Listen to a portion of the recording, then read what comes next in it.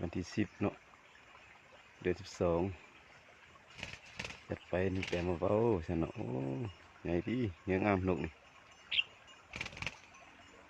แต่ปลาลอยงามโอ้นำมา4-5มื้อแล้วตัวนี้นะนำมา4-5มื้อจึงได้แต่ไอ้มื้อนี้โอ้โหดเกินสายตีลงตี2-3เถื่อเว้ยตีทั้งคางทั้งดุมทั้งพืชเนาะเถื่อที่3งับเฮ็ดเลยตีถือขนาดเลยเย็บกันขนาดเฮ็ดเลยบัดนี้ได้โอ้หมดสุดจอมดิกเลยจอมดิกจอมตีเนาะคักมาแล้ววันที่10นี่เดือน12วันสหานี่